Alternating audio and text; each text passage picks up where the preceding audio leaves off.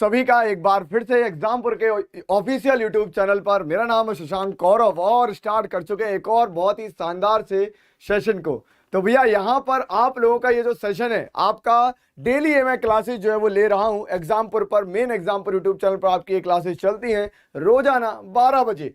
और अभी चल रहा है हमारा बहुत ही शानदार सा फेस्टिवल। क्या चल रहा है? दीपावली। और दीपावली में भी हमारी क्लासेस बंद नहीं है, हम आज भी आपके लिए यहाँ पर खड़े हैं। तो सबसे पहले तो आप लोग मुझे ये बता दो कि ऑडियो क्लियर आ रहा है, वीडियो क्लियर आ रहा है, सारी चीजें जो है वो आपकी क्लियर चल रही हैं? फटाफट मुझे कमेंट करके बता दीजिए।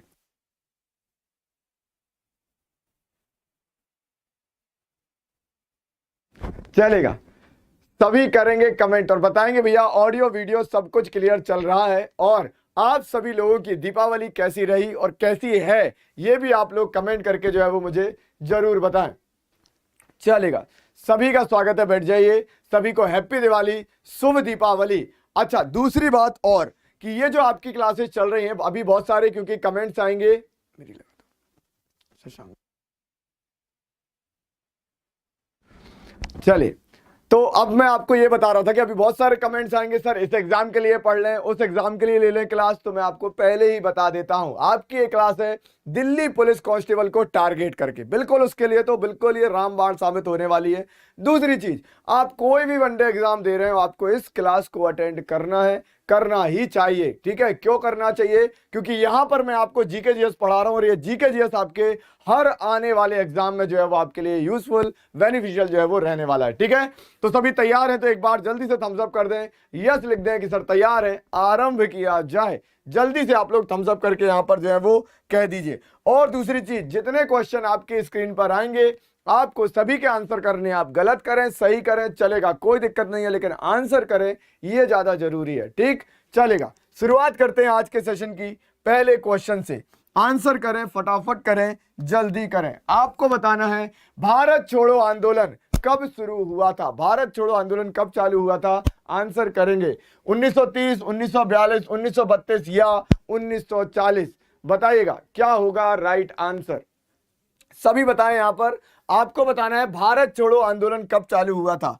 हमारी इस क्लास में हम लोग टारगेट कर कर जो है वो चीजें कर रहे हैं और कुछ ऐसी इंपॉर्टेंट बातें भी डिस्कस करेंगे जो आपके एग्जाम के लिए जरूरी होती है, लेकिन आप उससे अनभिज्ञ होते हो, आप उसको जो है वो जानते नहीं, इसलिए एग्जाम में क्वालिफाई करना, क्लियर करना कठिन हो जाता है।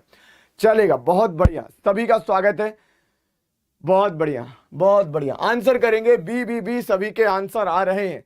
भैया ध्यान रखिएगा, भारत छोड़ो आंदोलन की शुरुआत हुई थी 1942 और 1942 में भी कब?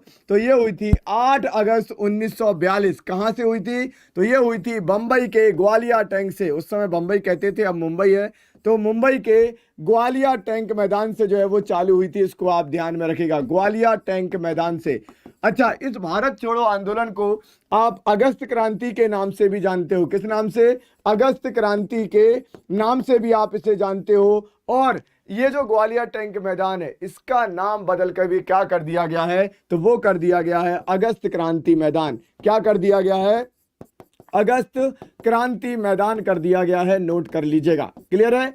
अच्छा, इस आंदोलन की शुरुआत किसने की थी? इस आंदोलन के जन्मदाता कौन थे? तो वो थे मोहनदास करमचंद गांधी जी। गांधी जी ने जो है वो इसकी शुरुआत करी थी, याद रखना।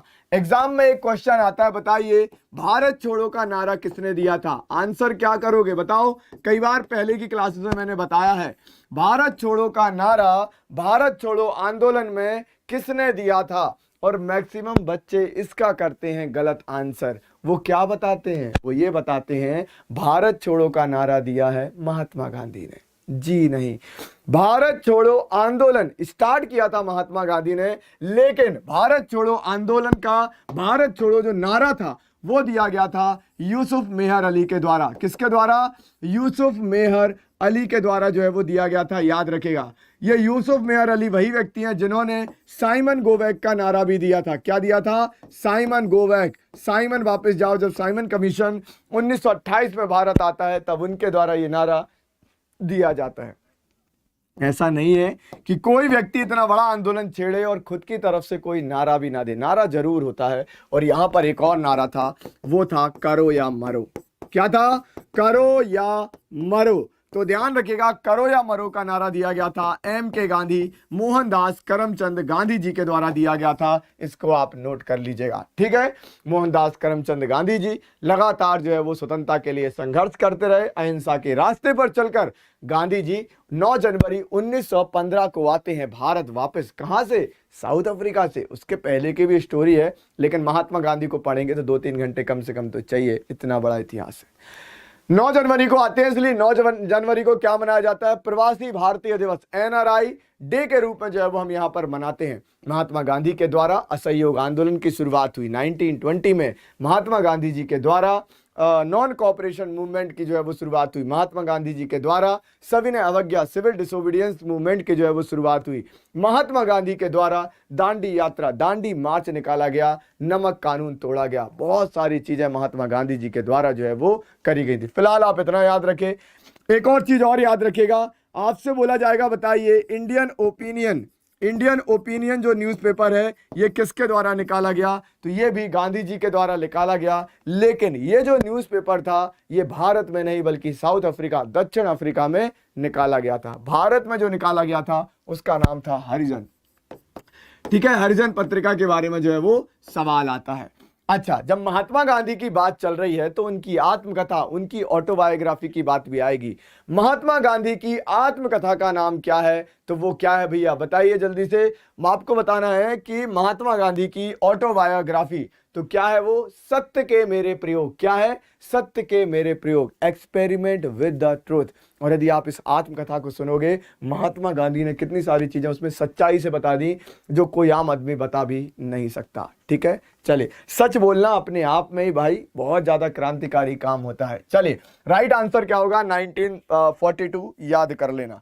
आगे बढ़ते हैं। नेक्स्ट आपका आता है, निम्नलिखित में से कौन सा मंदिर राष्ट्रकूट वंश के द्वारा बनाया गया था? कैलाश मंदिर, आदि कुंभेश्वरी मंदिर, बृहदेश्वर मंदिर या चेन्ना केशवा मंदिर? चलेगा, आंसर करेंगे, जल्दी करेंगे, फटाफट करेंगे। क्या होगा राइट आंसर? बताइए, सभी आंसर करें। आपको बताना है कौन सा मंदिर राष्ट्रकूट वंश के द्वारा बनवाया गया था। आंसर करो, जल्दी करो, फटाफट करो, बताइएगा। राष्ट्रकूट वंश के शासकों के द्वारा कौन सा मंदिर बनवाया गया? सभी का आंसर आना चाहिए, गलत करें या सही करें, आंसर जरूर करें, बताइए। बहुत बढ़िया। देखो, मैंने आपको कराई है मंदिरों की लिस्ट। यदि आपको वो वीडियो, आपने वो क्लास नहीं देखी है तो आप लोग जरूर देख लेना। क्लास का नंबर तो मुझे याद नहीं है, लेकिन ध्यान रखना, आज तो ठीक है, आने वाली क्लासेस में मैं आपको मंदिरों की लिस्ट कराऊंगा। वो मंदिर की लिस्ट पढ़ लीजिएगा। मैंने हर स्टैटिक जीके के टॉपिक के वो इंपॉर्टेंट चीजें निकाल के रखी हुई हैं, वो आपके साथ डिस्कस करता हूं जो एग्जाम में आती है, तो इनको कभी भी मिस नहीं करेंगे, ठीक है। चलेगा, बताइए क्या होगा राइट आंसर? तो भैया ध्यान रखिएगा, निम्नलिखित में से कौन सा राष्ट्रकूट वंश के द्वारा बनवाया गया था? तो वो था कैलाश टेम्पल, कैलाश मंदिर राष्ट्रकूट वंश के शासकों के द्वारा बनवाया गया था। और उसमें भी आप याद क्या रखोगे, ये कैलाश मंदिर आपको मिलता है एलोरा में। कहां पर मिलेगा? एलोरा में मिलेगा। और इस कैलाश मंदिर को बनवाया गया है राष्ट्रकूट वंश के शासक कृष्ण प्रथम के द्वारा। किसके द्वारा? कृष्ण प्रथम के द्वारा जो है वो बनवाया गया है। अच्छा, देखो, जब भी कोई हम लोग क्वेश्चन पढ़ते हैं, कुछ भी हम जीके में पढ़ते हैं, क्वेश्चन हमको क्या बताते हैं कि किस टॉपिक से सवाल आते हैं। देखो, इससे क्या क्या बन सकता है। पहला तो हमको मंदिरों के बारे में पढ़ना चाहिए, बिल्कुल पढ़ना चाहिए, आते हैं क्योंकि एग्जाम में।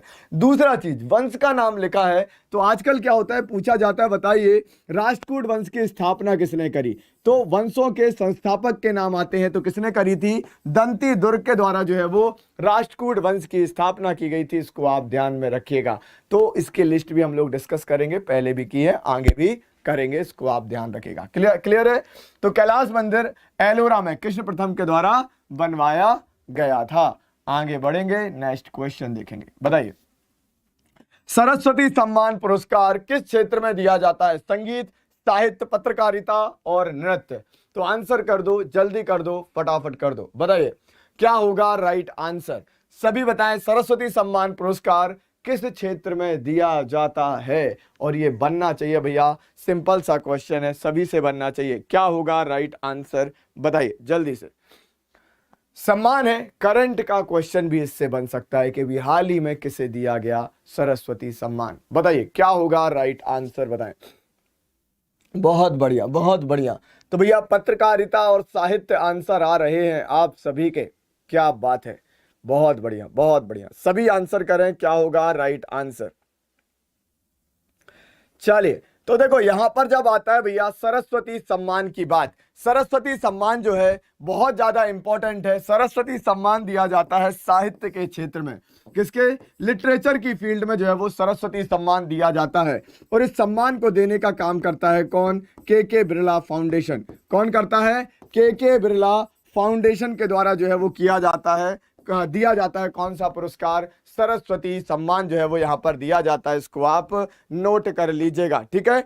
अच्छा, यदि पूछा जाएगा सबसे पहली बार सरस्वती सम्मान जो है वो कब दिया गया था, तो आप नोट कर लीजिएगा, पहली बार सरस्वती सम्मान दिया गया था सन 1991 में, जब आप में से बहुत सारे लोग इस दुनिया में अवतार भी नहीं लिए होंगे, है ना। अच्छा, बच्चे बोलेंगे सर अवतार तो हमने वैसे भी नहीं लिए, हम तो पैदा हुए थे, है ना। तो आप अपने लिए पैदा हुए होंगे, अपने माता पिता के लिए तो आप अवतार ही हो। वो बोलते होंगे ना, हमने किसको अवतार दे दिया, है ना, कौन का अवतार लेके पैदा हुआ। यदि अच्छा काम कर रहे होगे तो अच्छे वे में बोलेंगे, नहीं तो बुरे में तो बोलेंगे ही बोलेंगे, ठीक है। चलिए देखो, कभी भी अपने माता पिता को ये फील मत होने दो कि भैया उनने आपको पैदा करके कर दी है गलती, ठीक है। क्योंकि भैया यदि आप पृथ्वी पर यदि आप भगवान देखते हो तो वो माता पिता में ही होते हैं, इस बात का विशेष ध्यान रखें। अच्छा, सिर्फ अपने नहीं, सभी के माता पिता में, सभी का सम्मान करें, सभी को आदर जरूर दें, इस बात का ध्यान रखिएगा। जब आप बनोगे तो आपको समझ में आएगा, पहले नहीं आता किसी को। चलिए, सरस्वती सम्मान की बात करते हैं तो पूछा जाएगा रिसेंटली 2022 में सरस्वती सम्मान से किसे सम्मानित किया गया, तो वो किया गया है रामदरस मिश्रा जी को। प्रोफेसर रामदरस मिश्रा जी, याद रखिएगा, रामदरस मिश्रा जी को जो है वो यहां पर सम्मानित किया गया है सरस्वती सम्मान से। और इनका जो काव्य संग्रह है, हिंदी की कविता है मैं तो यहां हूं, ठीक है। और मैं भी तो देखो यही हूं, मैं तो यहां हूं, मैं तो यहां हूं, ये कविता संग्रह किसका है, वो है रामदरस मिश्रा जी को, जिनको हाल ही में सरस्वती सम्मान से सम्मानित किया गया। क्लियर है, चलिएगा आगे बढ़ते हैं। नेक्स्ट क्वेश्चन आपका बनता है भैया, क्या बनता है, काई जैसे प्राचीन पौधों का अध्ययन है जो नम आर्द्र वातावरण में उगते हैं। तो आपको बताना है किसमें, काई का, जो पानी में काई लग जाती है उसकी भी स्टडी की जाती है, वो किसके अंतर्गत होती है, एंथ्रोबॉटनी, ब्रायोलॉजी, पेलिनोलॉजी या डेंड्रोलॉजी। बताइए क्या होगा राइट आंसर। चलिए, राम राम सभी को, और सभी को दीपावली की बहुत बहुत शुभकामनाएं। इसी तरीके से पढ़ते रहें और जीवन में बढ़ते रहें आगे। बहुत बढ़िया, सी और बी आंसर आ रहे हैं, क्या बात है, बहुत बढ़िया बहुत बढ़िया बहुत बढ़िया। सभी को आंसर करना है, क्या होगा राइट आंसर, बताइए, बहुत शानदार। चलिए, नमस्कार, जय हिंद, सभी बैठेंगे, क्या होगा राइट आंसर, बताइए।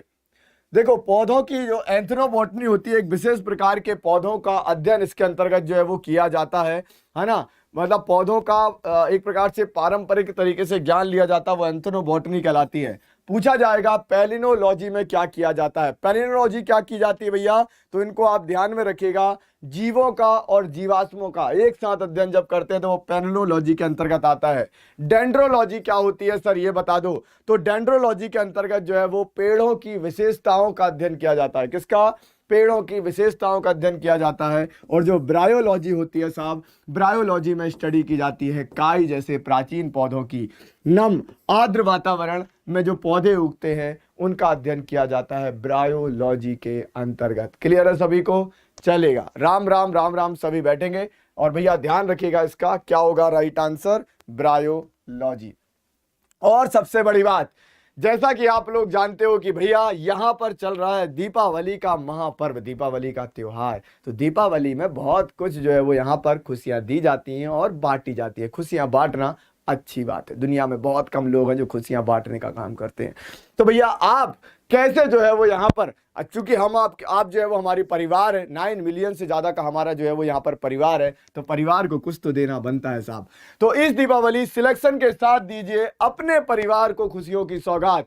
अभी एनरोल करें एग्जामपुर के कोर्सेज में, और एग्जामपुर आपके लिए लेकर आया है क्या, सीधा 75% का डिस्काउंट। दीपावली के इस खास मौके पर DIWALI75 कोड का आपको यूज करना है और आपको एग्जामपुर के कोर्सेज पर मिलेगा 75% का सीधा डिस्काउंट ये एग्जामपुर की तरफ से आप सभी लोगों के लिए उपहार है।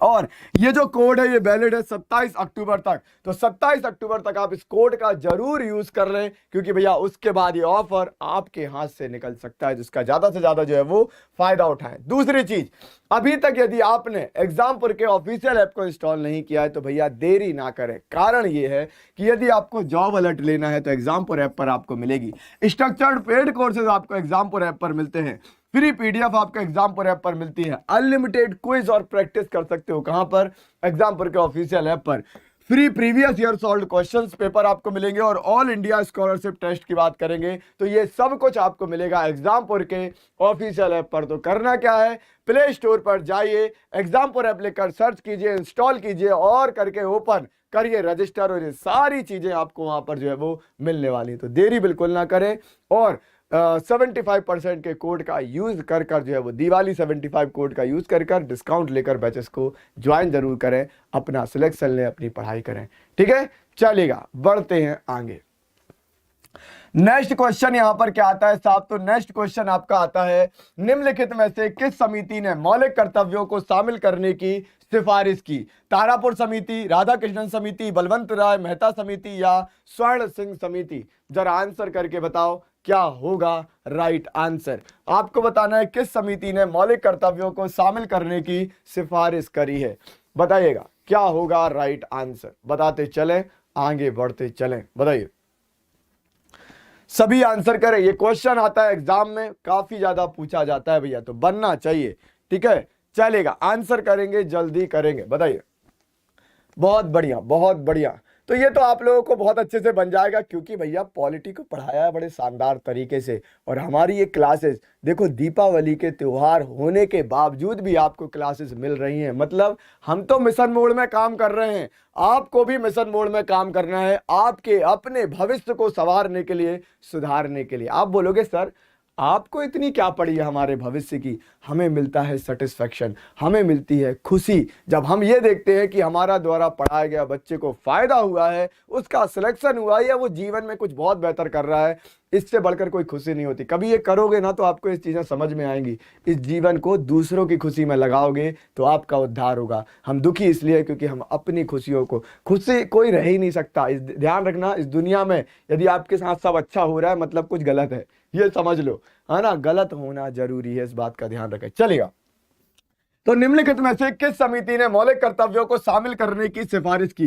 देखो भैया, मौलिक कर्तव्यों की जब बात आती है, फंडामेंटल ड्यूटी की बात आती है, हमारे संविधान में पूछा जाता है, बताइए मूल संविधान में कितनी फंडामेंटल ड्यूटी थी? कमेंट सेक्शन में मुझे बताओ कि मूल संविधान में जो थी वो फंडामेंटल ड्यूटी कितनी थी, मौलिक कर्तव्य कितने थे मूल संविधान में। तो आंसर क्या होगा इसका? तो आंसर, बहुत सारे बच्चे गलत कर देते हैं, आंसर होगा 0। हमारे मूल संविधान में एक भी मौलिक कर्तव्य नहीं था। मतलब हमको अधिकार तो दे दिए गए, कर्तव्य नहीं बताए। बाद में सरकारों को समझ में आया कर्तव्य भी जरूरी हैं। यदि आपको जीवन में अधिकार चाहिए तो अपने कर्तव्यों को निभाना भी पड़ेगा, इस बात का ध्यान रखिएगा।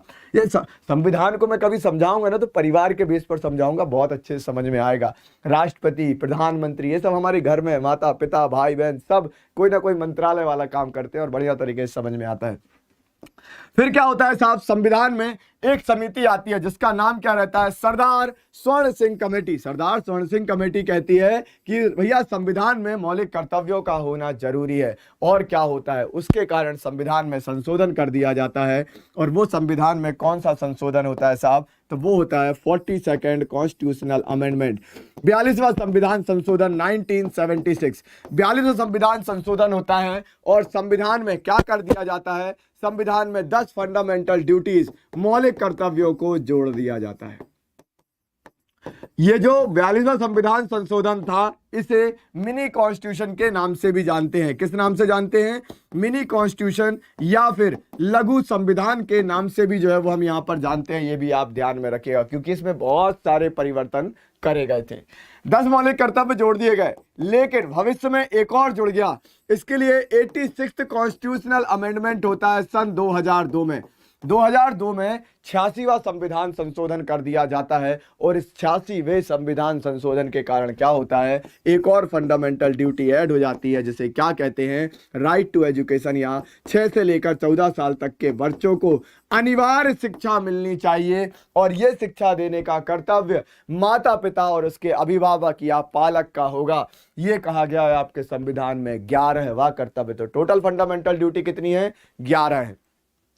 अच्छा, ये जो संविधान संशोधन हुआ था 42वां संविधान संशोधन, इसके तहत संविधान में एक भाग भी जोड़ दिया गया। संविधान का भाग 4A जो है वो यहां पर जोड़ दिया गया और इसी 4A के अंतर्गत जोड़ा गया आर्टिकल 51A, अनुच्छेद 51A जो है वो जोड़ दिया गया। ध्यान रखिएगा, तो संविधान में आप इनको पढ़िएगा जरूर, फंडामेंटल ड्यूटीज को। क्लियर है? इसी के अंदर से ही जो है वो आपके क्वेश्चन पूछे जाते हैं। राइट, आगे बढ़ते हैं नेक्स्ट क्वेश्चन की तरफ।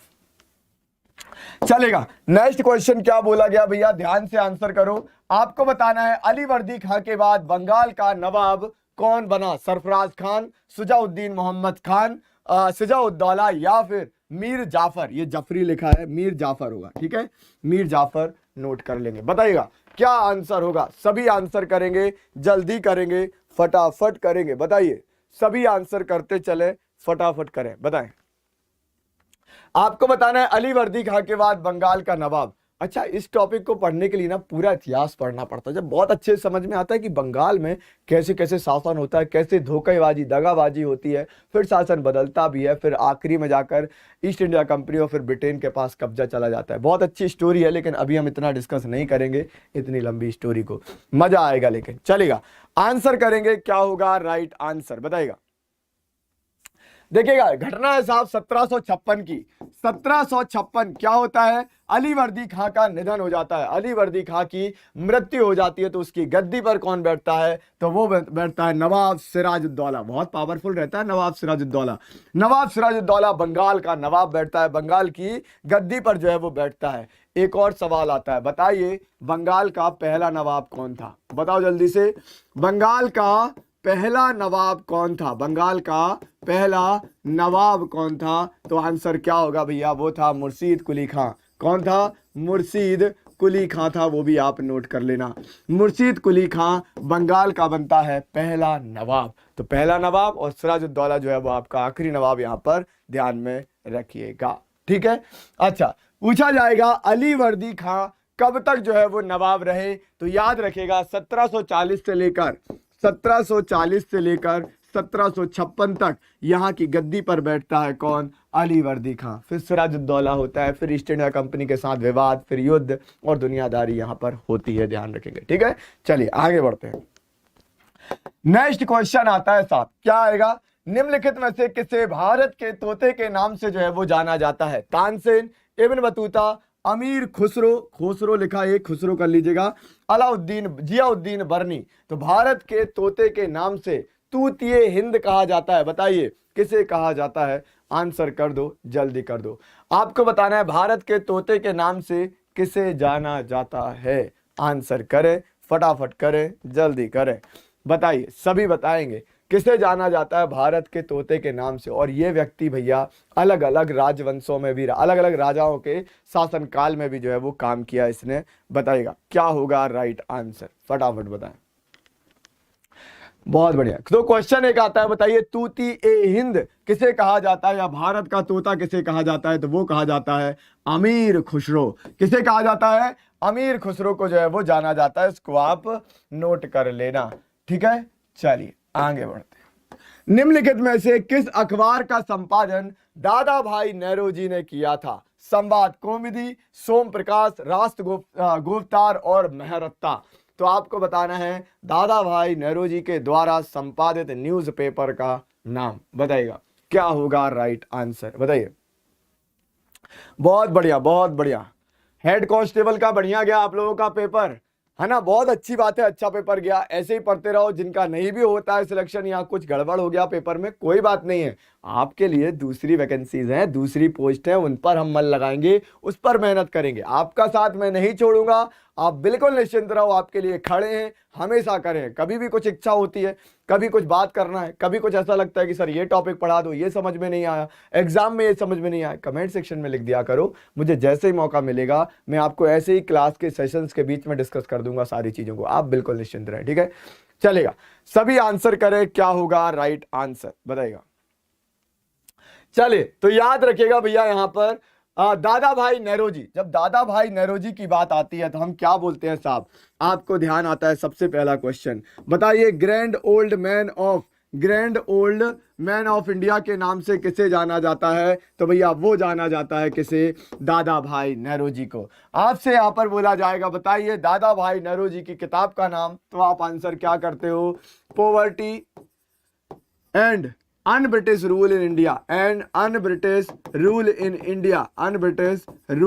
इन इंडिया, इसको भी आप यहां पर ध्यान में रखिएगा। और ये किताब किसके द्वारा लिखी गई, दादा भाई नेरोजी के द्वारा, वयोभद्र नेता के नाम से इन्हें जाना जाता है।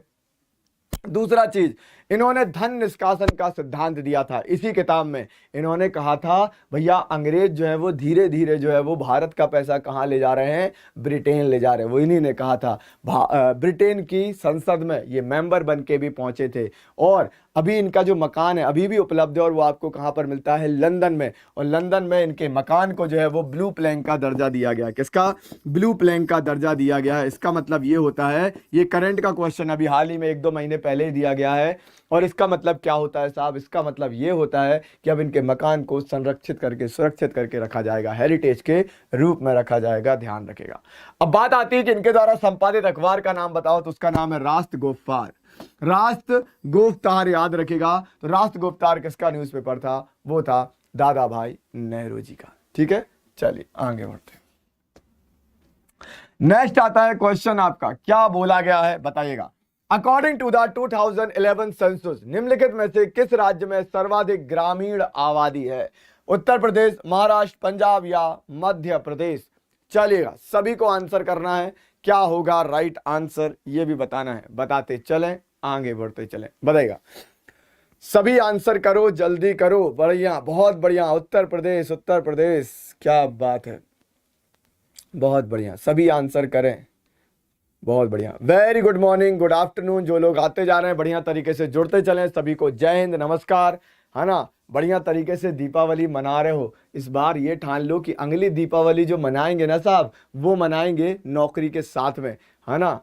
चलेगा, और नौकरी मिल जाएगी तो बाकी चीजें मिल ही जाएंगी, जिसकी तुम तलाश में हो सब मिल जाएगा। याद रखो, सारी समस्याओं का जड़ वही है, बस पढ़ाई कर लो, सिलेक्शन ले लो, नौकरी ले लो, फिर सब तुम्हारा है। चलिएगा, आंसर करेंगे, जल्दी करेंगे, बताइए क्या होगा राइट आंसर। बहुत बढ़िया, देखो यहां पर अब इससे हमें क्या सीखना है, क्वेश्चन सिखाते हैं क्या। अभी हाल ही में जो दिल्ली पुलिस का पेपर हुआ, क्या हुआ उसमें, और सिर्फ दिल्ली पुलिस नहीं, जो भी एग्जाम हो रहे हैं वहां पर सवाल आ रहे हैं 2011 के सेंसस से, मतलब 2011 की जनगणना से। अपन को इसको मजबूत करना है। मजबूत इसलिए करना है कि साहब जब तक 2021 की जनगणना हो नहीं जाएगी और उसके आंकड़े प्रकाशित नहीं हो जाएंगे, तब तक आप मान के चलो 2011 से क्वेश्चन आएंगे। अभी जनगणना और जनसंख्या बहुत बड़ा मुद्दा है, राइट। तो आपको जो है वो जनगणना के बारे में चीजें बहुत अच्छे से क्लियर होनी चाहिए। जनगणना की बात करते हैं तो जनगणना किसका विषय है, तो हमारे संविधान की 7वीं अनुसूची में 3 लिस्ट दी है, संघ सूची, राज्य सूची, समवर्ती सूची। संघ सूची में वो विषय होते हैं जिन पर केंद्र सरकार जो है वो नियम कानून बना सकती है। राज्य सूची में वो विषय होते हैं जिन पर राज्य सरकारें नियम कानून बना सकती हैं, और समवर्ती सूची में वो विषय होते हैं जिस पर राज्य और केंद्र सरकारें दोनों नियम कानून बना सकती हैं। तो पूछा जाता है जनगणना किसके अंतर्गत आती है, तो जनगणना संघ सूची का विषय है। किसकी सूची का, संघ सूची का जो है वो विषय, इसको आप ध्यान में रखिएगा। अच्छा, जनगणना करवाती कौन है, तो आप देखना केंद्र सरकार के द्वारा ही जो है वो जनगणना कराई जाती है, वो भी आप ध्यान में रखिएगा। 2011 की जनगणना हुई थी, वो कौन से नंबर की जनगणना थी, तो वो थी 15वीं जनगणना। पूछा जाता है स्वतंत्र भारत की कौन सी जनगणना थी, तो वो थी 7वीं जनगणना। स्वतंत्र भारत की 7वीं जनगणना थी, ये पूछा जाता है, राइट। इसके अलावा आपसे बोला जाएगा 2011 की जनगणना के मुख्य जनगणना आयुक्त कौन थे, तो उनका नाम था सी चंद्रमौली जी। क्या नाम था, सी चंद्रमौली जी। वो भी आप यहाँ पर ध्यान में रखिएगा, ठीक है। उसके बाद पूछा जाता है 2011 की जनगणना में कितने सवाल पूछे गए थे, तो वो पूछे गए थे 29 सवाल, ठीक है। पूछा जाएगा पहली बार भारत में जनगणना कब हुई थी, तो वो हुई थी 1872 में। 1872 में लॉर्ड मेयो के कार्यकाल में पहली बार भारत में जनगणना कराई जाती है। उसके बाद 1881 क्या होता है साहब, इस बार जो है वो जनगणना होती है नियमित जनगणना। नियमित जनगणना का मतलब हर 10 साल में अब जनगणना कराई जाएगी, ये नियम आ जाता है, ठीक है। तो नियमित जनगणना की शुरुआत 1881 में होती है और ये होती है लॉर्ड रिपन के कार्यकाल में। लॉर्ड रिपन आते हैं, नियमित जनगणना की शुरुआत कर देते हैं, इसको आप यहां पर ध्यान में रखिएगा। क्लियर है सभी को?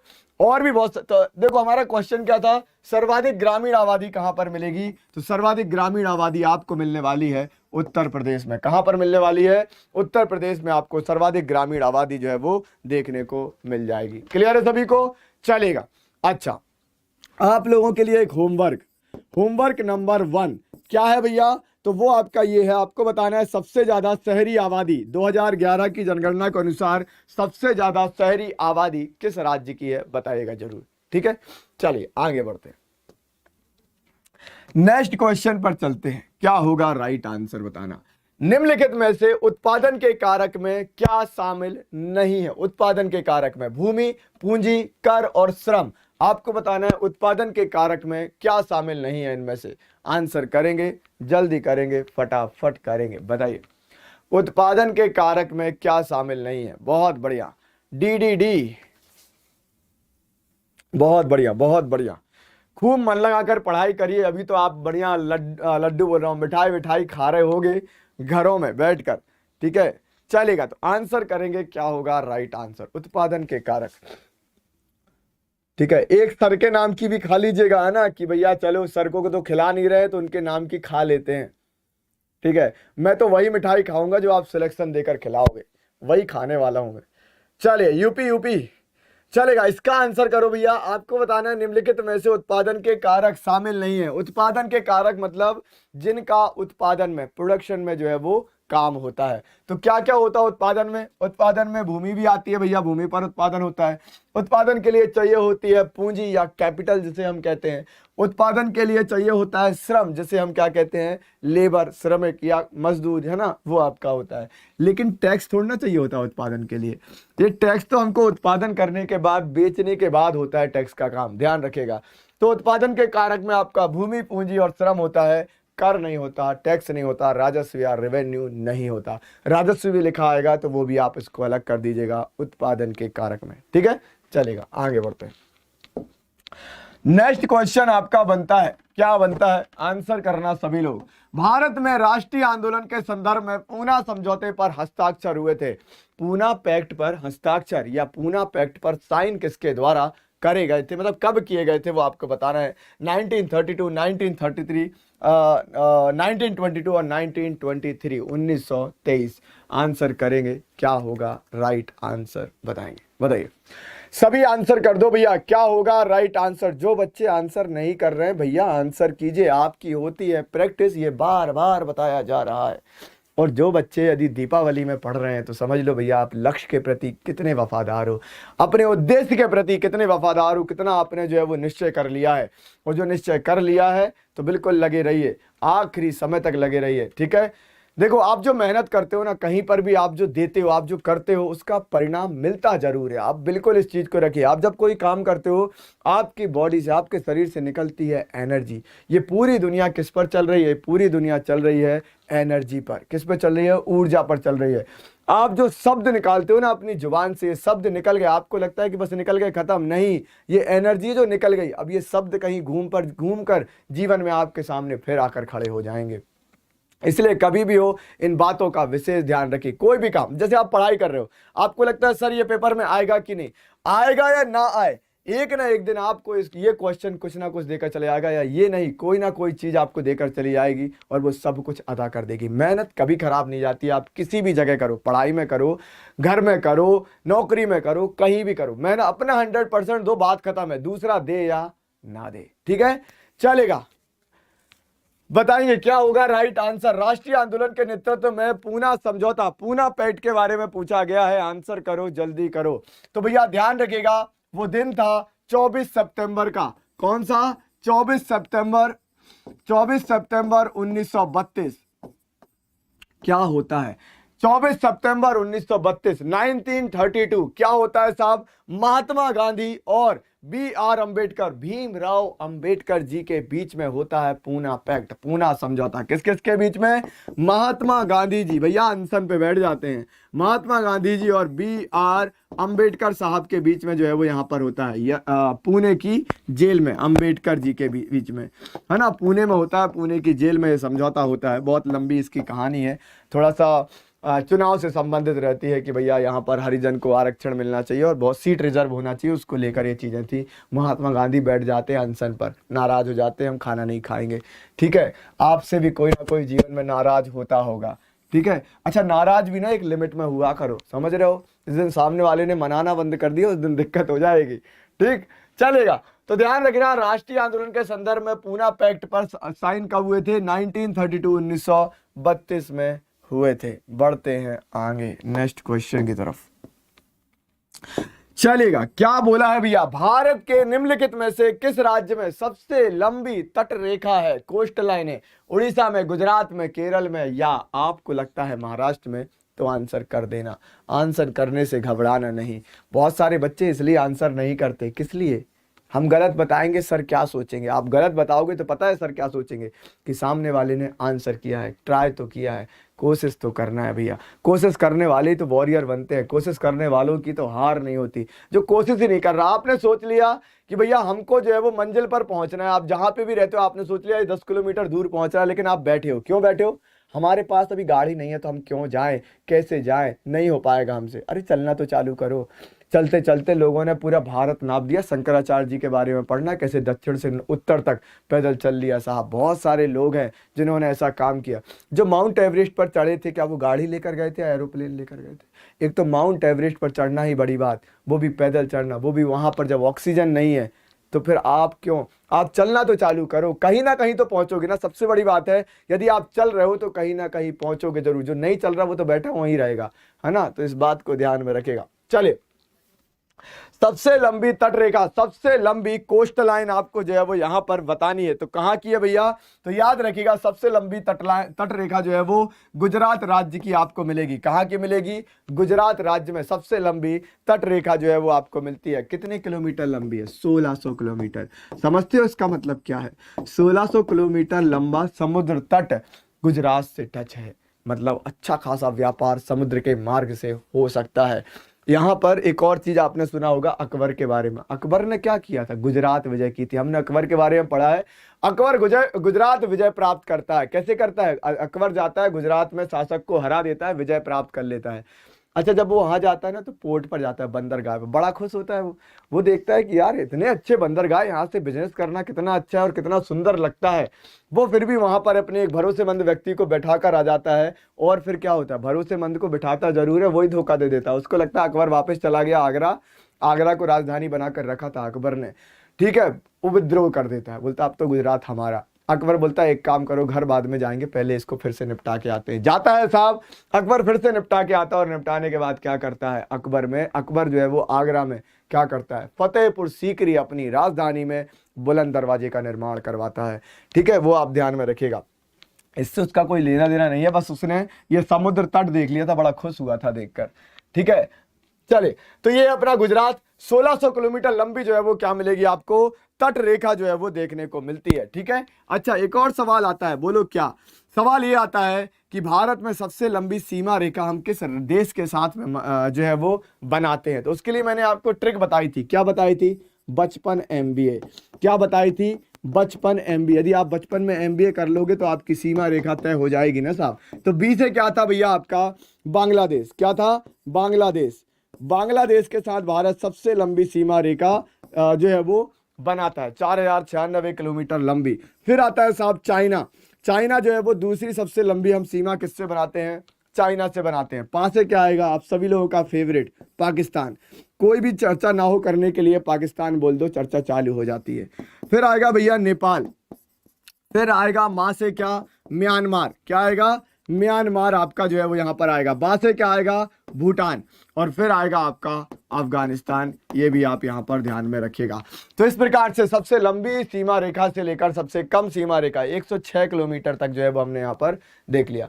अच्छा, अभी आता है क्या, जब हुआ 2019 में जम्मू कश्मीर पुनर्गठन। जब जम्मू कश्मीर का पुनर्गठन होता है तो जम्मू कश्मीर राज्य को क्या कर दिया जाता है, दो भागों में विभाजित कर देते हैं। एक जम्मू कश्मीर यूनियन टेरिटरी केंद्र शासित प्रदेश, और एक हो जाता है लद्दाख यूनियन टेरिटरी, लद्दाख केंद्र शासित प्रदेश बना दिया जाता है। पहले, अभी मैं इसका मैप लेकर तो नहीं आया, लेकिन पहले क्या होता था साहब, ये आपका यहाँ लद्दाख बन जाता है, यहाँ J&K बन जाता है। पहले जम्मू कश्मीर की सीमा जो है वो चाइना को टच करती थी, अब नहीं करती, इस बात का ध्यान रखना। पहले जम्मू कश्मीर की सीमा अफगानिस्तान को टच करती थी, अब नहीं करती, अब सिर्फ पाकिस्तान को टच करती है। बाकी ये जो दो सीमाएं अब ये लद्दाख को जो है वो टच करती है, इसको आप ध्यान रखेंगे, ठीक है। कंफ्यूज नहीं होना, नहीं तो दिक्कत में फंस जाओ किसी दिन। आपसे बनता सब कुछ है, लेकिन ओवर कॉन्फिडेंस ले डूबता है। क्लियर है, और कुछ तो इसमें नहीं है समझने वाला, चलेगा। आगे बढ़ते हैं नेक्स्ट क्वेश्चन की तरफ। पोषण के स्वपोषी रूप के लिए क्या आवश्यक होता है? स्वपोषी मतलब स्वयं का पोषण। क्लोरोफिल और ऑक्सीजन, कार्बन मोनोऑक्साइड और पानी, कार्बन डाइऑक्साइड, पानी, क्लोरोफिल और सूर्य का प्रकाश, और मीथेन। आंसर करो, जल्दी करो भैया, मेरी हो गई है एनर्जी समाप्त, ठीक है। खाना नहीं मिला ना तो एनर्जी हो रही है समाप्त, लेकिन पढ़ेंगे पूरे जोश से, ठीक है। आपको भी ये जोश बनाए रखना है। आवाज थोड़ी इसलिए आ रही है ऐसी क्योंकि कल थोड़ा सा ज्यादा जो है वो क्या कर लिया, नाचना गाना चिल्लाना ज्यादा कर लिया, इस कारण से गला बैठ गया है, और कुछ भी नहीं है, ठीक है। चलेगा, आंसर करेंगे, क्या होगा राइट आंसर, सभी को बताना है। पोषण के स्वपोषी रूप, स्वपोषी क्या होता है, स्वयं का पोषण। स्वयं का पोषण कैसे करोगे, जब स्वयं के लिए भोजन बना पाओगे। पौधे क्या कर सकते हैं, नौकरी तो कर नहीं सकते ना, तो वो क्या करते हैं साहब, स्वपोषी होते हैं। स्वपोषी कैसे रहेंगे, जब प्रकाश संश्लेषण के माध्यम से पौधे जब स्वयं का भोजन बनाते हैं तो वो स्वपोषी हो जाते हैं। एक और टर्म आती है परपोषी। परपोषी का मतलब आप दूसरे पर क्या हो, आश्रित हो, कि वहां से मिलेगा तो ही आप खा पाओगे, तो आप क्या हो जाते हो, परपोषी हो जाते हो, ध्यान रखिएगा।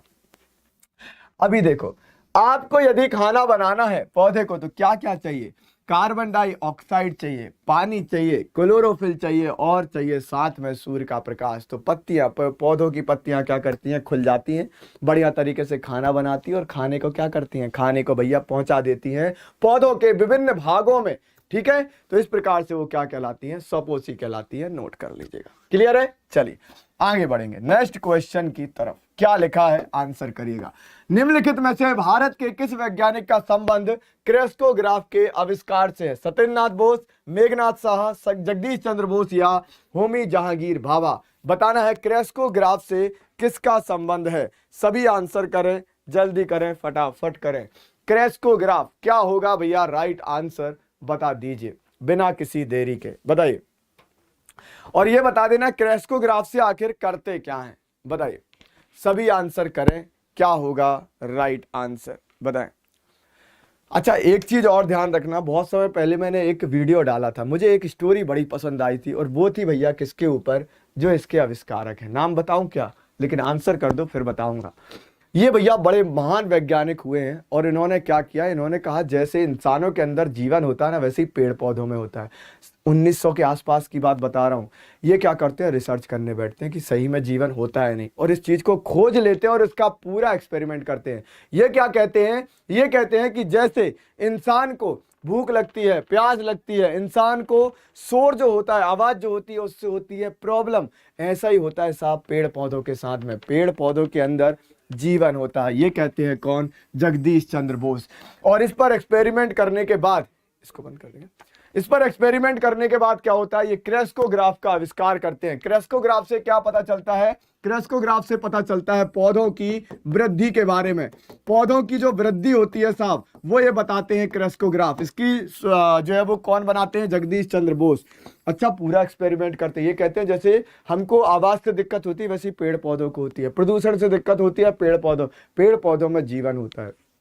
इनको बुलाया जाता है कहां पर, ब्रिटेन। ये जाते हैं एक्सपेरिमेंट करने, ये लेकर जाते हैं जहर, और क्या करते हैं, ये बोलते हैं कि मैं ये इंजेक्शन पौधे को लगाऊंगा, पौधा मर जाएगा। बिल्कुल सामने एक्सपेरिमेंट। अच्छा, ये क्या करते हैं, सब लोग खड़े हो जाते हैं और ये इंजेक्शन लगाते हैं पौधे को, और जब पौधे को इंजेक्शन लगाते हैं वो डेड ही नहीं होता, ठीक है। हाँ, तो वो क्या है, वो डेड ही नहीं होता तो लोग हंसते हैं। तो ये इनको तो कॉन्फिडेंस रहता है क्योंकि रिसर्च किया, ये बोलते हैं ठीक है यदि ये नहीं मरा तो मैं भी नहीं मरूंगा। ये इंजेक्शन उठाते अपने ऊपर लगाने वाले रहते हैं, इतने में इनको क्या कर दिया जाता है, रोक दिया जाता है कि रुकिए आपके अंदर के इंजेक्शन को, जहर को जो है वो हमने बदल दिया था, इसलिए पौधा नहीं मरा। फिर उसमें ओरिजिनल जहर लाकर पौधे पर लगाया जाता है और पौधा क्या होता है, डेड हो जाता है। साहब क्या हो जाता है, डेड हो जाता है और रिसर्च सक्सेसफुल होती है। इनको नोबेल पुरस्कार से नवाजा जाता है। किसको, जगदीश चंद्र बोस। इतना जो है वो इतना इनको खुद पर भरोसा रहता है और प्रूफ कर देते हैं कि पेड़ पौधों में जीवन होता है। क्लियर है सभी को? तो भैया ये थे आज के हमारी क्लास के बहुत सारे क्वेश्चन। और सबसे अच्छी बात है कि आपने क्लास को बढ़िया तरीके से पढ़ा, इस दीपावली के खास मौके पर पढ़ा। तो जब पढ़ा है और पढ़ रहे हो तो भैया गिफ्ट तो बनता है। तो आप लोगों के लिए यहाँ पर एग्जामपुर की तरफ से 75% का जो है वो सीधा डिस्काउंट मिल रहा है। आपको जो है वो कोड यूज करना है DIWALI75 और 75% का आप जो है वो यहाँ पर डिस्काउंट पा सकते हो एग्जामपुर के सभी कोर्सेज पर। ठीक है, तो ये सेशन कैसा लगा कमेंट सेक्शन में आप लोग जरूर बताइएगा। मिलते हैं कल फिर से दोपहर में 12 बजे। Thank you very much, take care, जय हिंद। चुका है एक एंड आप मेरे साथ जुड़ेंगे static GK and current affairs के लिए। जो साथी जुड़ चुके हैं बहुत बहुत स्वागत है, हार्दिक अभिनंदन है। सेशन को एक बार दम लगा के शेयर कर देंगे। जितने भी आपके फ्रेंड्स हैं, जितने भी हमारे वॉरियर्स हैं, उन्हें बुला लीजिएगा जी। गुड आफ्टरनून आप सभी वॉरियर्स को, जय हिंद सभी प्यारे साथियों को, राम राम सभी प्यारे साथियों को। एक बार अपने हालचाल बताएंगे भाई, कैसे हैं आप सभी लोग। वैसे आशा करती हूँ कि आप सभी लोग बहुत अच्छे हैं, एकदम स्वस्थ, एकदम व्यस्त और एकदम मस्त भी हैं। चलिएगा इसी तरीके से आपको लगे रहना है, सो दैट जो भी आपके सपने हैं सारे के सारे सपने आपके सच हों। ठीक है, चलिए तो बहुत सारे साथी हमारे जुड़ चुके हैं, बहुत अच्छे तरीके से हम सेशन को करने वाले हैं। तो एक बार अपने सभी फ्रेंड्स को बुला लेंगे जी और अपने हालचाल चले मस्त हैं बिल्कुल भैया। आपको क्या है, मस्त ही रहना है, एकदम हेल्दी वेल्दी सा आपको रहना है। ठीक है, तो वेल्दी तो आप तभी होंगे जब आपकी जॉब लग जाएगी। तो अभी हेल्दी रहिएगा, मतलब कि अपने माइंड को हेल्दी रखना है, हेल्दी आपको खाना है। फेस्टिव सीजन चल रहा है तो थोड़ा डाइट अपनी देख के भाई, ठीक है, हेल्दी डाइट आपको लेनी है। ऑलराइट, चलें जी, तो बढ़ जाते हैं क्वेश्चंस की तरफ एंड चलें। तो भाई दिवाली स्पेशल स्टिल ऑफर आपके लिए चल रहा है, 75% का ऑफ आपको मिल रहा है। तो कोई भी कोर्स अगर आप हमारा परचेज करते हैं तो 75% का डिस्काउंट आप अवेल कर सकते हैं। But you have to apply your coupon code. आपको एक कूपन कोड अप्लाई करना होगा, दिवाली 75 आपको कूपन कोड अप्लाई करना होगा। ठीक है, चलिएगा नेक्स्ट बढ़े। हाँ जी, नेक्स्ट बढ़े तो मतलब क्वेश्चन की तरफ बढ़ जाते हैं और फर्स्ट क्वेश्चन आपके सामने है। हाँ जी, पहला क्वेश्चन क्या है आपका, दुनिया के सबसे महत्वपूर्ण पुरातत्व स्थलों में से एक राजाओं की घाटी जो है कहां स्थित है, यह आपको जानना है। चलिए भाई, वैली ऑफ किंग्स के बारे में आपसे पूछा जा रहा है, जल्दी से आप सभी लोग आंसर करेंगे। चलिए भाई, जल्दी से आप सभी लोग आंसर करेंगे और फिर हम क्वेश्चंस की तरफ आगे मूव करेंगे। क्वेश्चन क्या है आपका, जो वैली ऑफ किंग्स है, वैली ऑफ किंग है, वैली ऑफ किंग कहाँ है यह आपको बताना है। जल्दी से आप सभी लोग आंसर करेंगे। चलिए भाई, वैली ऑफ किंग्स किसे बोला जाता है, तो वैली ऑफ किंग आपका जो है यह इजिप्ट में है। इजिप्ट यानी कि इजिप्ट को हिंदी में क्या बोलते हैं हम, मिस्र बोलते हैं। इजिप्ट को हिंदी में क्या बोलते हैं, मिस्र बोलते हैं। ठीक है, चलेगा। मिस्र में ही आपको ममीज देखने को मिलती हैं। ममीज के बारे में आप सुनते हैं तो ममीज कहाँ पर, मिस्र में ही। पिरामिड्स के बारे में आप सुनते हैं, पिरामिड बोल देते हैं, तो ये भी आपके कहाँ, मिस्र में। ठीक है, ममीज क्या होती है, देखिए मिस्र के लोग क्या करते हैं, यह बॉडी को जलाते वगैरह नहीं है, ना ही दफनाते हैं। ये बॉडी को क्या करके रखते हैं, कंजर्व करके रखते हैं। ठीक है, तो उन्हें ममीज बोला जाता है। ऑलराइट, चलिए मिस्र की कैपिटल क्या है भाई, मिस्र की राजधानी है काहिरा। काहिरा यहाँ की कैपिटल है। ऑलराइट, याद रखेंगे। तो नेक्स्ट हम अगले क्वेश्चन की तरफ मूव कर जाते हैं और अगले क्वेश्चन क्या है, अगला है क्वेश्चन नंबर 2 जो कि अकबर से रिलेटेड है। अकबरनामा कितनी पुस्तकों में विभाजित है, यह आपको बताना है। अकबरनामा जो है भाई, अकबरनामा किसने लिखा, अबुल फजल ने लिखा था अकबरनामा। ठीक है, अकबरनामा कितनी पुस्तकों में विभाजित है, यानी कि कितने इसके पार्ट हैं, तो इसके 3 पार्ट हैं। कितने पार्ट हैं, इसके 3 पार्ट हैं, यह आपको याद रखना है। बाबर शासक जिसने अपनी आत्मकथा खुद लिखी थी, ठीक है भाई। बाबर नामा किसने लिखा, तो ये बाबर ने ही लिखा था। बाबर नामा अगर आपसे पूछा जाए किसने लिखा, ये बाबर ने, यानी कि खुद ने ही इसकी अपनी आत्मकथा लिखी थी। ठीक है, क्लियर, शानदार, बहुत बहुत अच्छे, बिल्कुल सही 3 पुस्तकों में। नेक्स्ट अगले क्वेश्चन की तरफ मूव कर जाते हैं। अगला क्वेश्चन है, दिस इज क्वेश्चन नंबर 3। ये क्वेश्चन नंबर आपका 3 है। प्रसिद्ध सरदार सरोवर बांध निम्नलिखित में से किस नदी पर बनाया गया है, यह आपको जानना है। सरदार सरोवर डैम जो है यह किस रिवर पर है, किस नदी पर है, ये आपको जानना है। तो भाई सरदार सरोवर बांध कहाँ है, पहले आपको अगर ये पता चल जाए तो रिवर का आंसर भी आप अच्छे से दे पाएंगे। सरदार सरोवर जो डैम है ये आपका गुजरात में है। कहाँ पर है, ये आपका गुजरात में है। तो गुजरात में कौन सी नदी है, एलिमिनेशन मेथड भी आप लगा सकते हैं। क्या गंगा गुजरात में फ्लो होती है, नहीं होती। सतलज होती है, नहीं होती। गोदावरी होती है, भैया ये तो साउथ इंडिया में होती है। तो आप एलिमिनेट भी कर सकते हैं। Narmada is the right answer, Narmada है। ठीक है, सरदार सरोवर डैम नर्मदा नदी गुजरात में है। कहां पर है, गुजरात में है। स्टैचू ऑफ यूनिटी के बारे में पूछा जाता है, स्टैचू ऑफ यूनिटी, ठीक है, स्टैचू ऑफ यूनिटी कहां पर है, तो ये भी गुजरात में है, ये भी गुजरात में है, स्टैचू ऑफ यूनिटी। और किसका है ये स्टैचू, सरदार वल्लभ भाई पटेल की यह प्रतिमा है।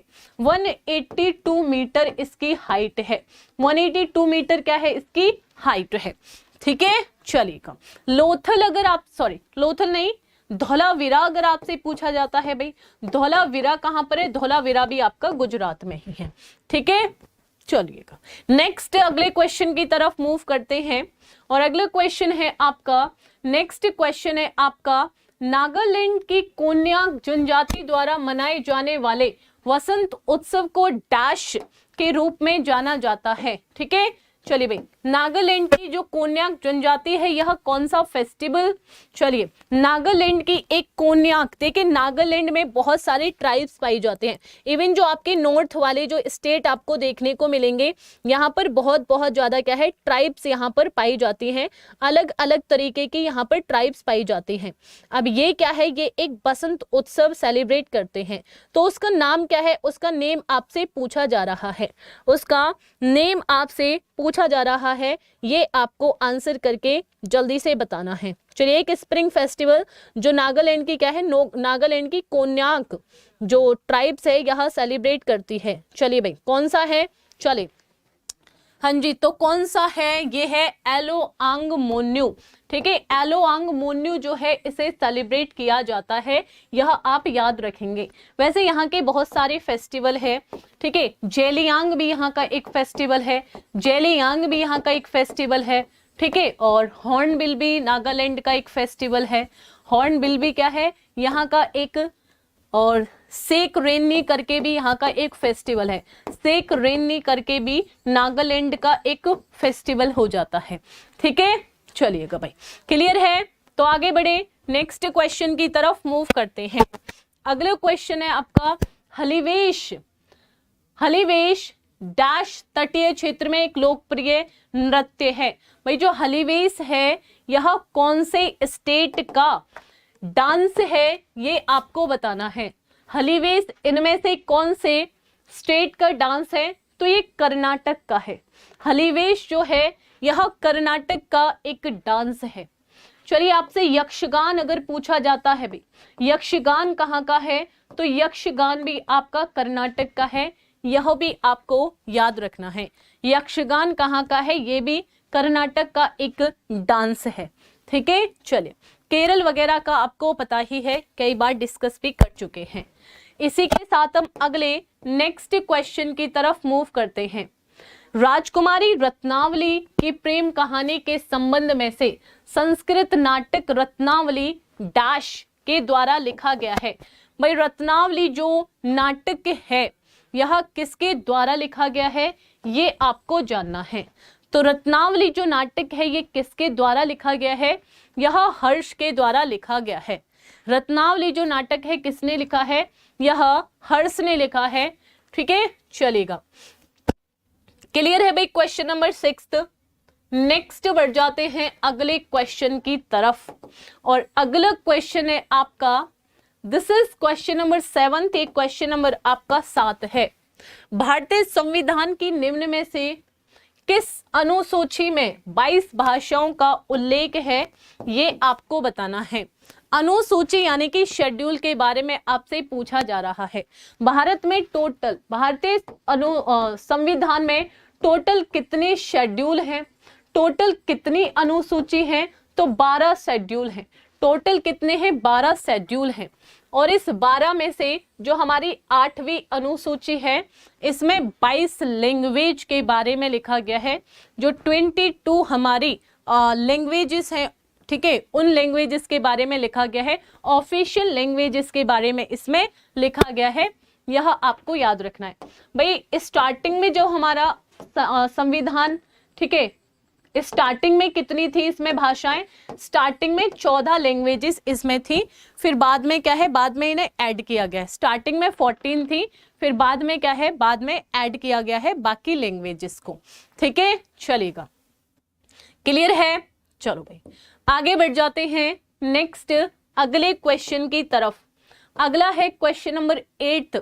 सिंधु घाटी सभ्यता का निम्न में से कौन सा स्थल पंजाब में स्थित है, ये आपको बताना है। भाई सिंधु घाटी सभ्यता, ठीक है, इसका एक स्थल, कौन सा स्थल पंजाब में है, ये आपको बताना है। तो पंजाब में कौन सा है? रोपड़। रोपड़ कहां पर है? रोपड़ पंजाब में है। ठीक है, रोपड़ कहां पर है? रोपड़ आपका पंजाब में है। ठीक है, चलो भाई क्लियर यहां तक चीजें। नेक्स्ट बढ़ते हैं, अगले क्वेश्चन की तरफ मूव करते हैं, और अगला क्वेश्चन है आपका, मौर्य शासन के दौरान निम्नलिखित में से किस प्रांत को कर्नाटक में सोने की खान का केंद्र माना जाता है? भाई मौर्य डायनेस्टी से रिलेटेड मैंने आपको ज्यादातर क्वेश्चंस करा दिए हैं। चलिए एक बार फिर भी मैं आपको बता देती हूँ। ठीक है, मौर्य डायनेस्टी के बारे में थोड़ा सा आपको बता देते हैं। चलिए सबसे पहले आप पढ़ते हैं भाई चंद्रगुप्त मौर्य के बारे में। ठीक है, चलिए चंद्रगुप्त मौर्य के बारे में आप पढ़ते हैं, बिंबिसार के बारे में आप पढ़ते हैं, अशोक के बारे में आप पढ़ते हैं। तो ये राजा किससे जुड़े हुए हैं, ये शासक किससे जुड़े हुए हैं? मौर्य डायनेस्टी से ये जो शासक हैं ये जुड़े हुए हैं। ठीक है, चलिए अब आपसे क्या क्या क्वेश्चन पूछ लिया जाता है। देखिए चंद्रगुप्त मौर्य के बारे में एक क्वेश्चन पूछा जाता है कि कौन सा मौर्य शासक था जिसने अपने जीवन के अंतिम काल में क्या है, जैन धर्म को अपनाया था? तो चंद्रगुप्त मौर्य था। ठीक है, फिर भाई बिंदुसार, चलिए बिंदुसार से रिलेटेड आपसे क्या पूछा जाएगा? बिंदुसार के टाइम पर तक्षशिला में एक विद्रोह हुआ था, उस विद्रोह को दबाने के लिए बिंदुसार ने अशोक को भेजा था। और अशोक से रिलेटेड आपसे क्या पूछा जाएगा? कलिंग के युद्ध के बारे में आपसे पूछ लिया जाएगा। ठीक है, और अशोक ने कौन से धर्म को अपनाया था? बौद्ध धर्म को अशोक ने अपनाया था।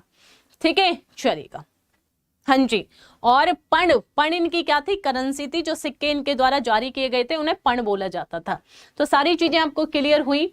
अब यहां पर आ जाएंगे, तो भाई स्वर्णगिरी कहा जाता था। सोने की खदान का जो केंद्र था कौन सा था? स्वर्णगिरी था।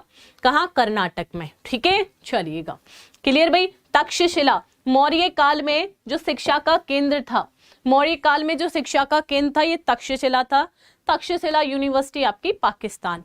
ठीक है, चलिएगा नेक्स्ट बढ़े भाई अगले क्वेश्चन की तरफ मूव कर जाते हैं, और अगला क्वेश्चन है आपका, भारतीय लोक सेवा में भर्ती होने वाले प्रथम भारतीय कौन है, ये आपको बताना है।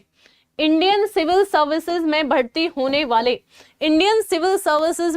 होने वाले जो फर्स्ट पर्सन रहे यह कौन थे, ये आपको बताना है। तो भाई कौन है? सत्येंद्र नाथ टैगोर। सत्येंद्र नाथ टैगोर जो है फर्स्ट पर्सन जो इंडियन सिविल सर्विसेज में भर्ती किए गए थे। ठीक है, पहले सिविल सर्वेंट कौन बने? सत्येंद्र नाथ टैगोर पहले सिविल सर्वेंट बने। ठीक है भाई, चलो अब नेक्स्ट बढ़ जाते हैं अगले क्वेश्चन की तरफ। नेक्स्ट क्वेश्चन की तरफ मूव करते हैं। दिस इज क्वेश्चन नंबर 11 थे, क्वेश्चन नंबर आपका 11 है। भारतीय संविधान के अनुच्छेद 5 से लेकर 11 डैश से संबंधित है। हाँ जी, आपको आर्टिकल से रिलेटेड एक क्वेश्चन पूछा जा रहा है कि आर्टिकल 5 से लेके 11 जो है, आर्टिकल 5 से लेके 11 जो है, यह कौन से हमारे इनमें से कौन से राइट से जुड़ा हुआ है, आई मीन किस चीज से जुड़ा हुआ है, राइट नहीं, किस चीज से इनमें से जुड़ा हुआ है, ठीक है, किस चीज के बारे में बताता है। तो भाई ये किसके बारे में बताता है, ये सिटीजनशिप के बारे में बताता है। किसके बारे में बताता है, सिटीजनशिप के बारे में बताता है। फंडामेंटल राइट के बारे में तो आर्टिकल 12 से लेकर 36 में है, फंडामेंटल राइट्स 12 से लेकर 36 में है। 11 तक आपके सिटीजनशिप, 12 से लेकर 36 तक किस में लिखा गया है, यह फंडामेंटल राइट्स के बारे में लिखा गया है। ठीक है, चलेगा, क्लियर है, बहुत अच्छे। नेक्स्ट अगले क्वेश्चन की तरफ मूव करते हैं, नेक्स्ट क्वेश्चन की तरफ मूव कर जाते हैं और क्वेश्चन आपका है 12, क्वेश्चन नंबर है आपका 12th। अमेज़न वर्षावन जिसे पृथ्वी का फेफड़ा भी कहा जाता है, यह कौन से कॉन्टिनेंट में स्थित है, ये आपको बताना है। महाद्वीप आपसे पूछ लिया गया है। अमेज़न वर्षावन जिन्हें पृथ्वी का फेफड़ा भी कहा जाता है, यह कौन से महाद्वीप में स्थित है, ये आपसे पूछा गया है। तो भाई कौन से कॉन्टिनेंट में है, चलिए भाई साउथ अफ्रीका में है, सॉरी साउथ अमेरिका में है, साउथ अमेरिका में है आपके अमेज़न वर्षावन। लंग्स ऑफ द अर्थ भी इन्हें कहा जाता है। ठीक है, चलेगा। इन कॉन्टिनेंट के मैंने आपको नेम बताए थे, तो नेम आपको याद रखने हैं भाई। महाद्वीपों का महाद्वीप किसे कहा जाता है, एशिया को कहा जाता है। अंध महाद्वीप किसे कहा जाता है, अफ्रीका को कहा जाता है। अंधा महाद्वीप अफ्रीका को कहा जाता है। ठीक है, एक था पक्षियों का महाद्वीप किसे कहा जाता है, ये भी आपसे, चले ये आप मुझे कमेंट करके बताएंगे। तो आई होप आपको सारी चीजें क्लियर है यहां तक। और इसी के साथ हम नेक्स्ट क्वेश्चन की तरफ मूव कर जाते हैं, अगले क्वेश्चन की तरफ मूव कर जाते हैं। क्वेश्चन है आपका कि भारत का प्रमुख गेहूं उत्पादक क्षेत्र निम्नलिखित में से कौन सा है। चलो यहां पर आपसे क्या पूछा गया है, यहां पर एक एरिया, एक पूरे रीजन की बात पूछी गई है। ठीक है, एक पूरे रीजन की बात यहां पर पूछी गई है कि इनमें से ऐसा कौन सा क्षेत्र है जहां पर क्या है, जहां पर गेहूं उत्पादन जो है ये सबसे ज्यादा होता है। ठीक है, चलिए एरिया वाइज अगर पूछा जाए तो भाई एरिया जो पंजाब और हरियाणा वाला जो एरिया है, पंजाब हरियाणा जो प्लेन्स है, वहां पर जो गेहूं उत्पादन है यह सबसे ज्यादा होता है। ठीक है, चलेंगे, क्लियर है यहां तक चीजें। तो भाई नेक्स्ट बढ़े अगले क्वेश्चन। अगर स्टेट पूछता तो आप क्या आंसर करते, मान लो मैं आपसे राज्य पूछूं कि किस राज्य में गेहूं उत्पादन सबसे ज्यादा होता है, तो आप क्या आंसर करेंगे, ये भी मुझे एक बार बताएंगे।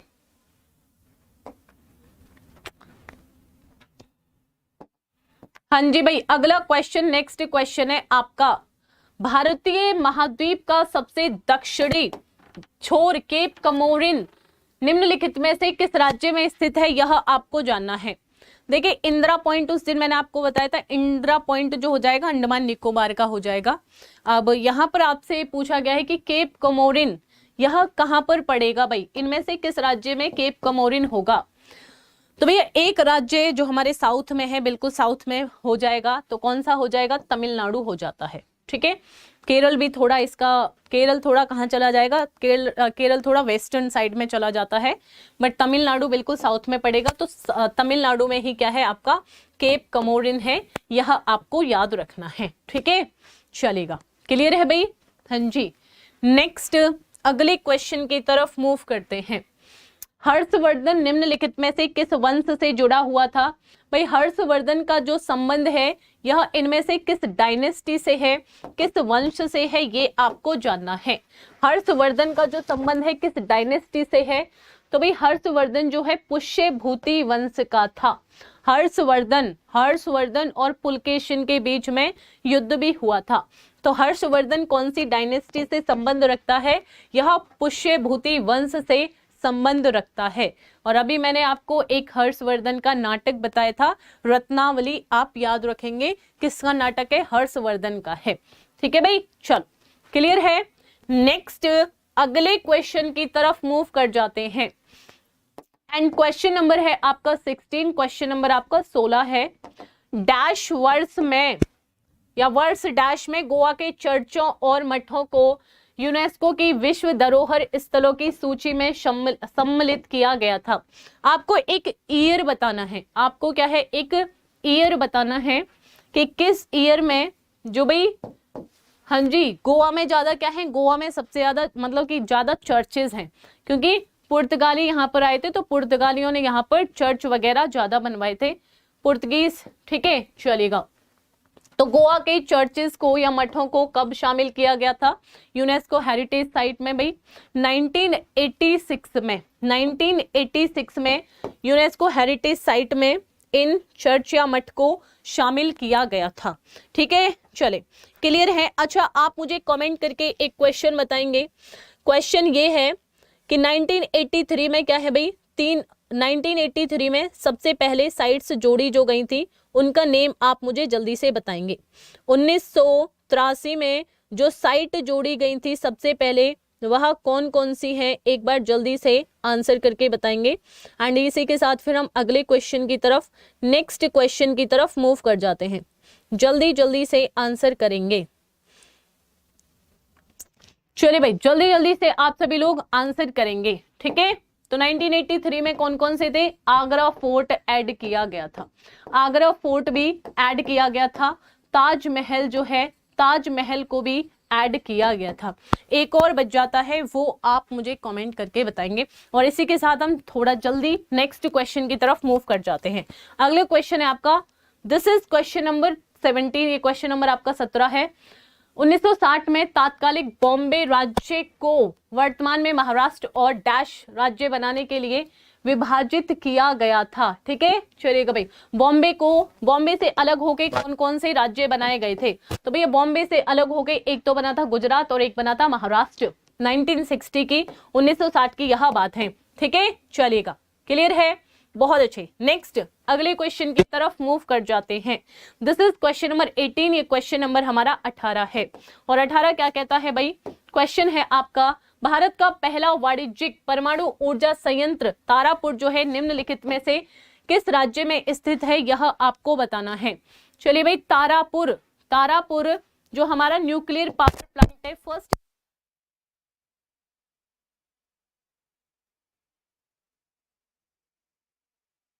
ये सोहन आ गया यहां पर है, हो गया। अब इंपॉर्टेंट बात, जो आदमी से 10 था, अभी वो राइट से कितना है सर? समझिए बात को, 22वें नंबर। कॉन्सेप्ट तो ये कहता है कि मालिक बीच में लाइन खींचिए, तो सर आप बच्चे हैं कि बच्ची को आप ये नहीं, ये लाइन खींचिए।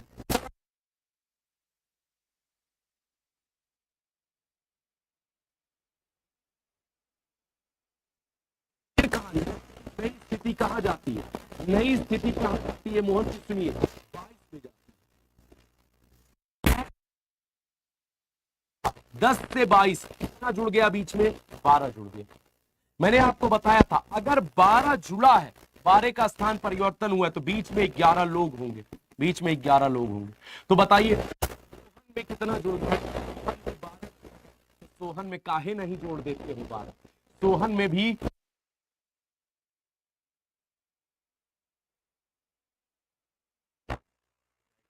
कहेंगे ओ माय गॉड क्या कर दिया सर, कर दिया। तो आपको बताया, देखिए 12 से 22, वो 10 से 22 हुआ, मतलब प्लस 12 जो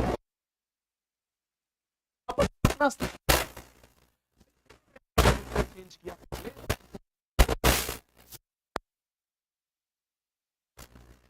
इस क्वेश्चन को देखो, यहां पर कर देते हैं। छात्रों की एक पंक्ति में कमल स्थान पे तथा श्याम दाएं से 18वें स्थान पे। बात को कहता है आपस में स्थान बदल लेते हैं, कमल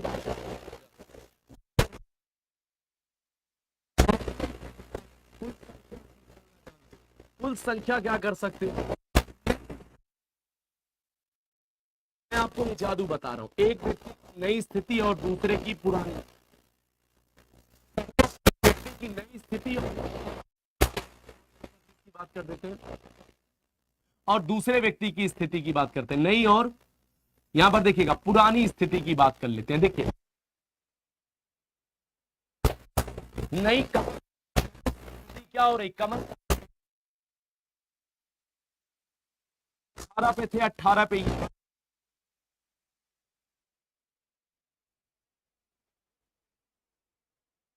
में से एक बराबर 42। नहीं समझ में आ, इस तरीके से बताया तो आपको समझ में आएगा। हम ऐसे देखिए, ये हो गए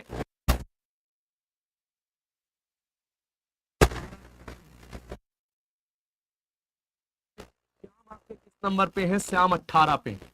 अब आप बात को देखिए, यहां पर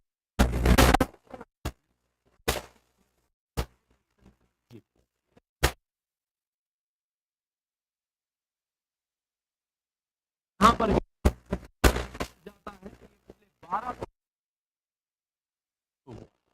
अब आप बताइए, ही लाइन की आपको लेफ्ट से पोजीशन पता है, तो क्या लेफ्ट प्लस 1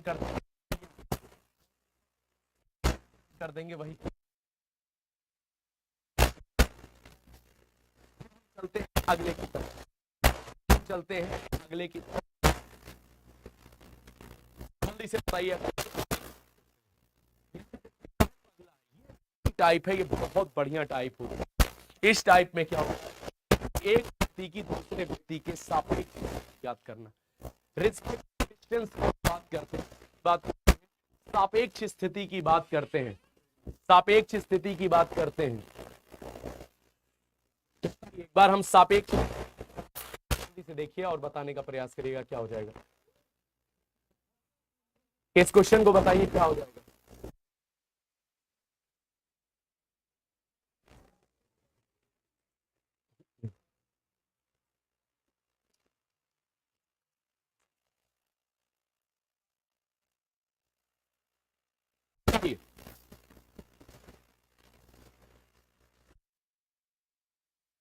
का प्रयास करिएगा। देखिए यहां पर कहता है कि करते हैं भैया, यहां पर बहुत इंपॉर्टेंट बात करेंगे, करेंगे किसी के साथ किसी की स्थिति। यहां पर लिखता है 17 हिंदू, प्रैक्टिस करेंगे। लिखता है 17 व्यक्तियों की एक स्थिति में जब सभी को, समझिएगा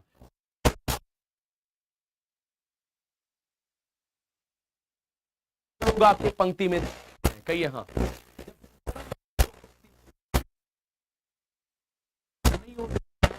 तो बाएं सिरे से छठा होता है,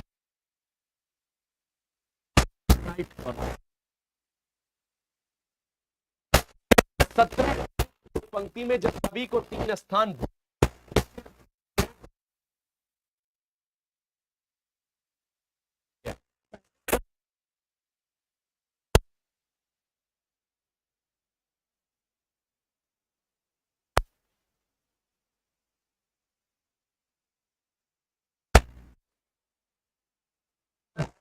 हुआ, क्या हो जाए, छठा हो जाए। पहले स्थिति क्या थी, वो लेफ्ट से 90 पे था। क्वेश्चन में कहता है दाएं से स्थिति क्या होगी,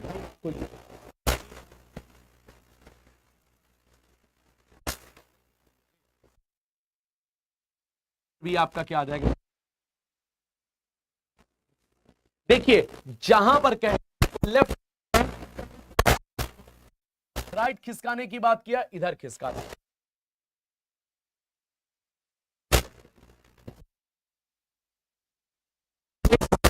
रैंकिंग टेस्ट में इससे सिवा और बहुत कॉन्सेप्ट आपको नहीं सीखने की जरूरत है। इसके बाद हम कल, आप अगर कमेंट बॉक्स में कमेंट करके कहेंगे तो हम कल टाइप इसका 2 प्रैक्टिस कराएंगे, और 30 कल मॉडरेट लेवल के क्वेश्चन रहेंगे, और फिर कहेंगे तो हाई लेवल तक आप लिखता है 21 पंक्ति में जब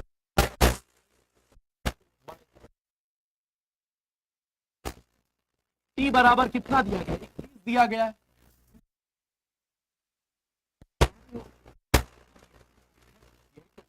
ऐसा लेते हैं मोनिका, मान लेते हैं ये हो गई आपकी मोनिका। मोनिका यहीं पर थी।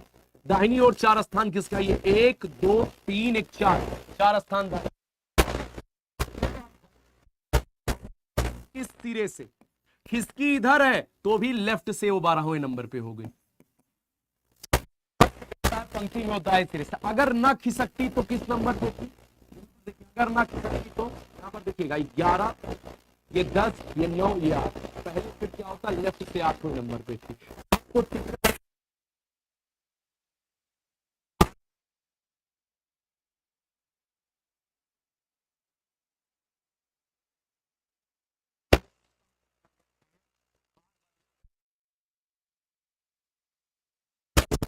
आंसर है।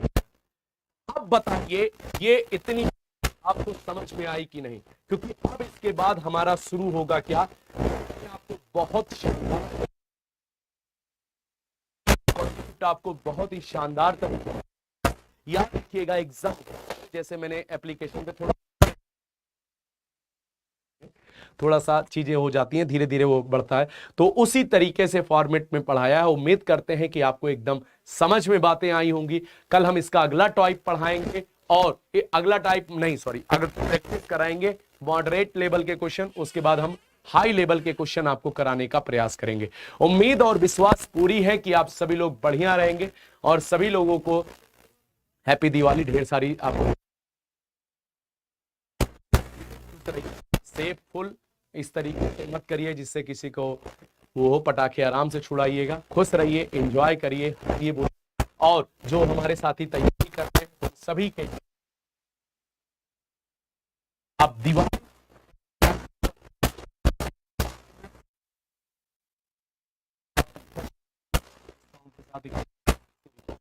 एनरोल्ड कर सकते हैं, जरूर करिएगा आप सभी लोग।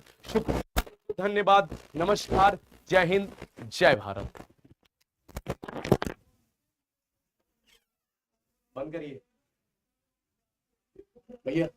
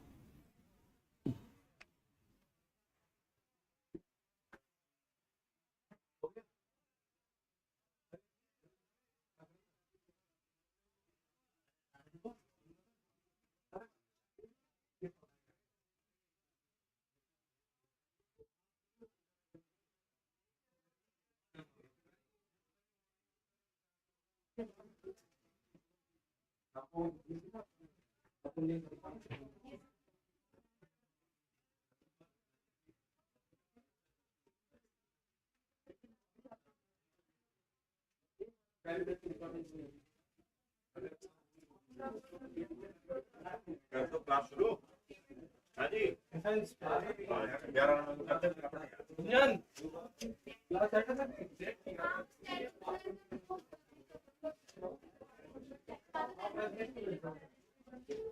क्लास बी किसमें पढ़ी है? बी किसमें पढ़ी है? तो किसमें है? दो में पढ़ी, दो में कर दूं।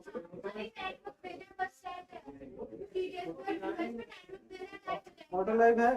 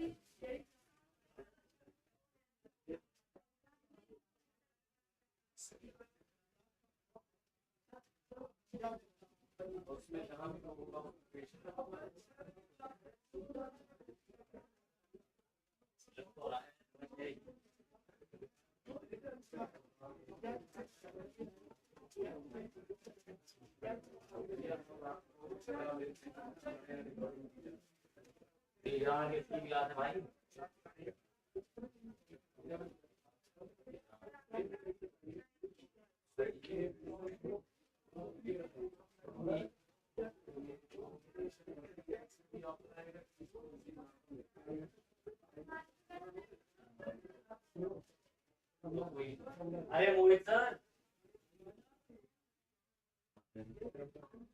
क्लास भैया इसमें क्लास हो इसमें मुझे आदत सर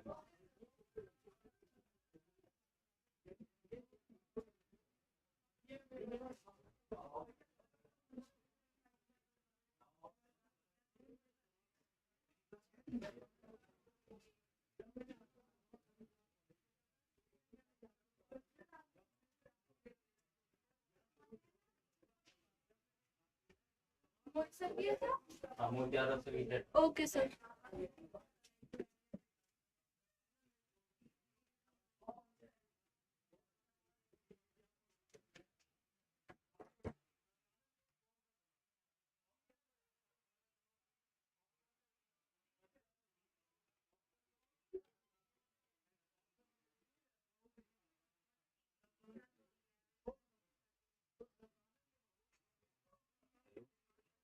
अरे मैम आप आए नहीं है आज नहीं है मतलब कल तो था। अच्छा अच्छा ठीक है। सर हिंदी पढ़ाते हैं सर?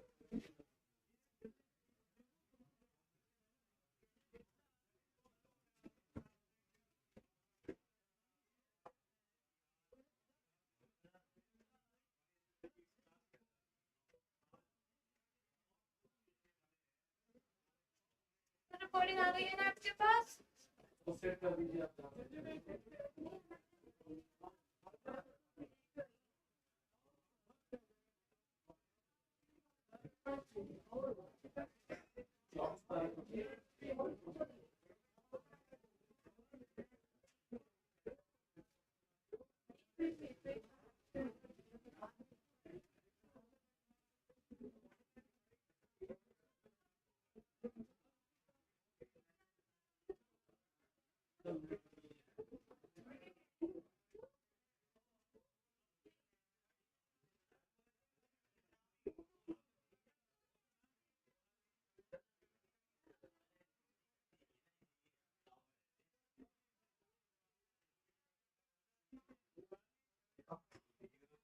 तेरे नंबर सही कर दो भाई।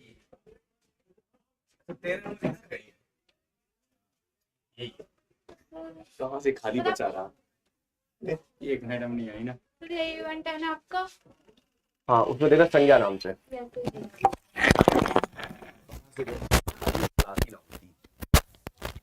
तुम लोग डायरी चलाती हो ना? ये चलाता है लेट लपेट वाली क्लास, कोई नहीं चलाता है। ये भाई तीसरा रिकॉर्ड नहीं।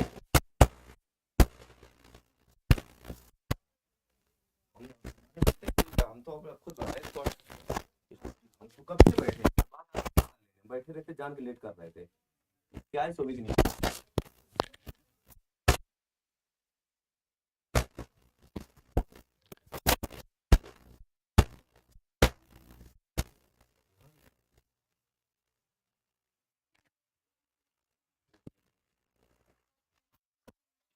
कोई नहीं, कोई दिक्कत, आराम से बोल।